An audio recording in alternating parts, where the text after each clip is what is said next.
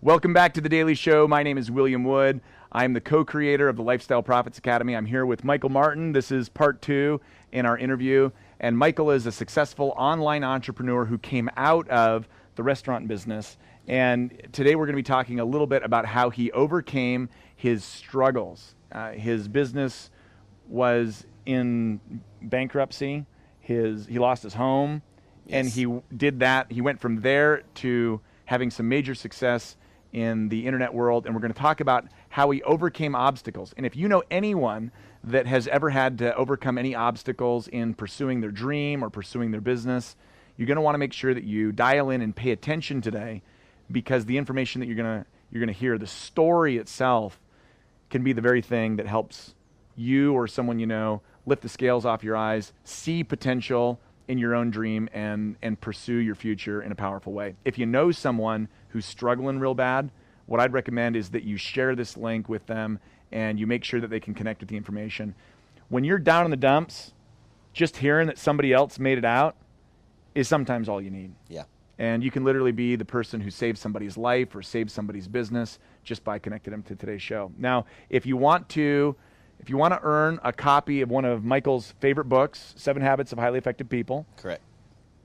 All you got to do is post a comment down below in this post, and then what we do is about 24 hours after we release the blog, we look at the comments, we look for people who've made really meaningful comments, and we select one person who will win a free copy of that book. We will ship it on our dime right to your home or your business so that you can benefit from this amazing, life-changing information.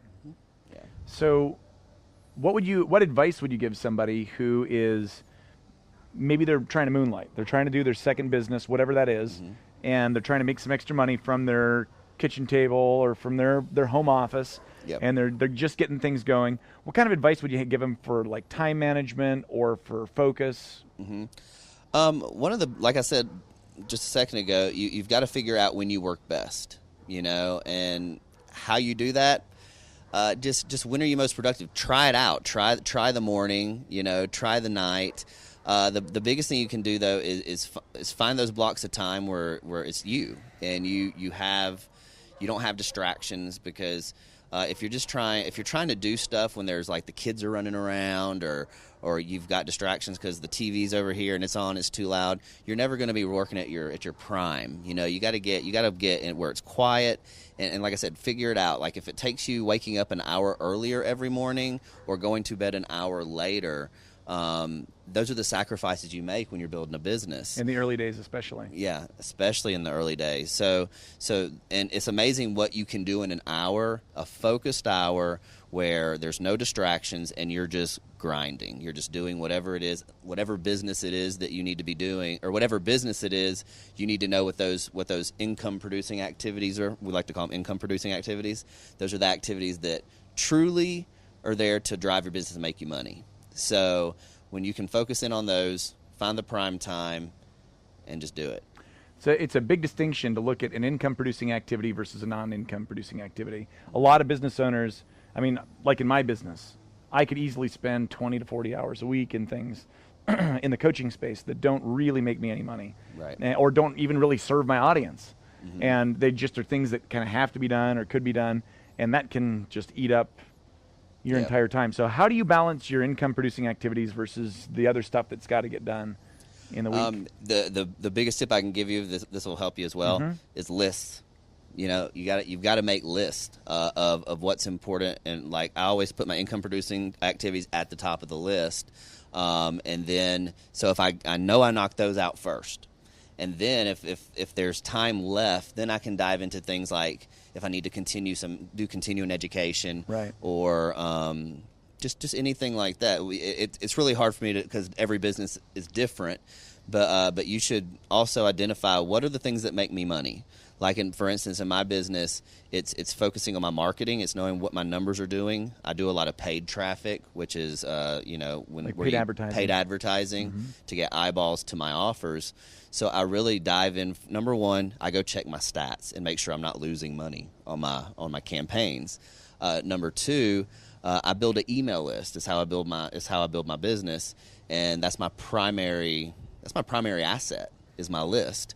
So I want to go and engage that list every day. So my income producing activity number 2 is go engage my list. Pretty much after that, everything else is just extra. It's stuff that's going to help me do those 2 things better. So then I can go in and focus on those things if I have time. So set times and know that you've got certain things you got to knock out no matter what. Everything else can wait until those are done. That's one of the biggest challenges I see a lot of new people have in any business is differentiating income producing activities from just, we call it the paper shuffle. Like you go to your desk. I got to organize things before I get started. Yeah, I got to organize everything in there. Woo, that was tough. Yeah. I'm done. I remember hearing a story a few years back about an entrepreneur, and he actually had a little stop sign on his desk. He worked in an office. He had employees that worked for him, and the stop sign stayed up until he made $12,000 in revenue for the day. And as soon as that happened, he flipped it around, and there was a go sign, and then people could talk to him, right? But until he had that done, he said, I'm just going to go in. I'm going to focus in on my income-producing activities. I'm going to focus in on the handful. It's usually a handful of things. Right. So I don't know what your business is. I know in mine, I really get paid to do like 3 things, maybe 4, right? But like 3 to 4 things, and that's it. Yeah. Yeah. I get paid to advertise. I get paid to teach classes. There are 4 things. I get paid to do consults with people, and then I get paid to actually help people do transformational work as a coach. That's it. That's like 4 things. Everything else is something that comes after that. And I know that on my time blocking, one of the things I do is I have I tell my calendar what to do. So I have Monday through Friday, the days that I'm in the office, I have 5 to 6 time blocks that are hours that are dedicated for paid time. Right. And nothing goes there except paid time activities. And if I don't have anything to put there, I spend that time advertising or I spend that time marketing. But right now I think I'm booked out for like 2 months or something like that. And so, yeah.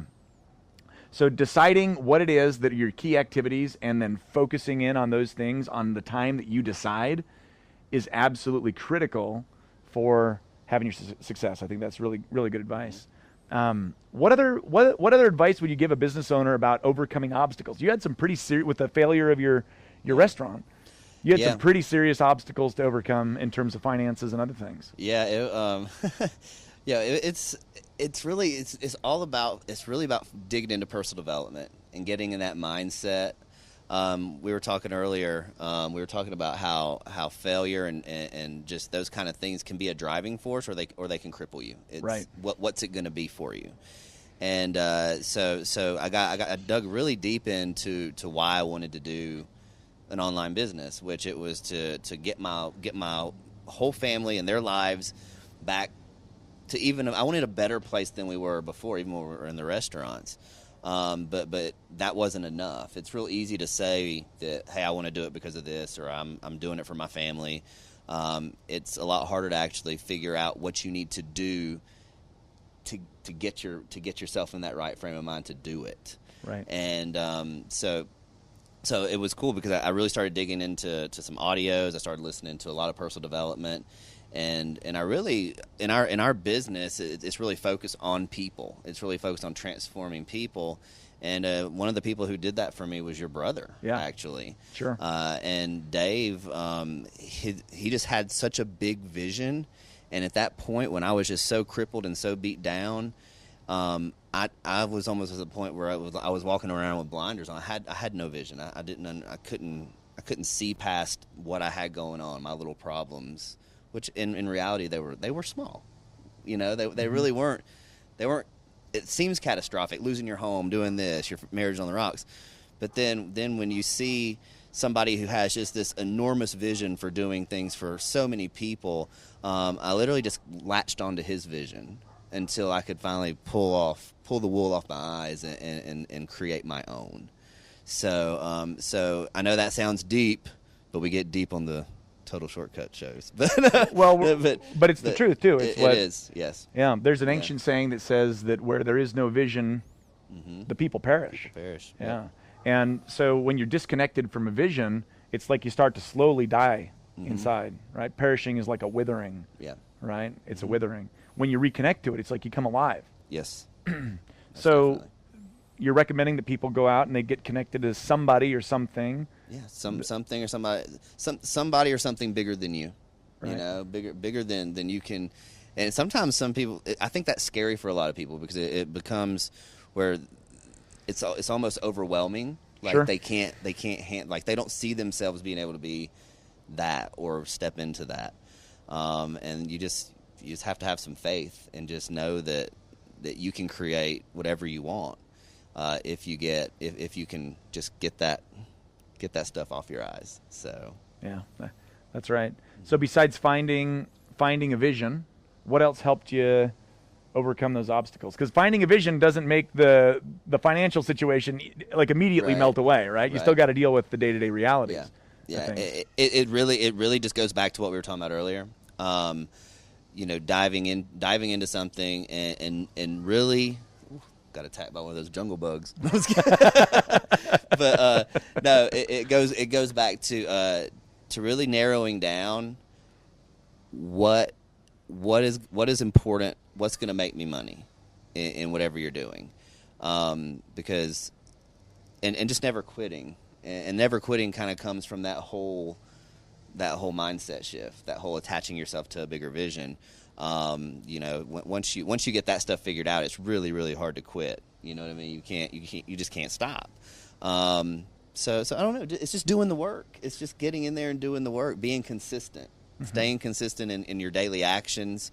I don't care what kind of business you're in. You have to be in your business every day. Sorry, I'm getting attacked over here. You have to be in your business every day. And because like I think this is something I took from the restaurants. My dad instilled this in me. I would sometimes it would kind of get icy outside. I live in Atlanta, Georgia, so when it ices over, it's like everything shuts down. And I'd be like, can we just close today? It'd be good. Nope, we're open. We're always open.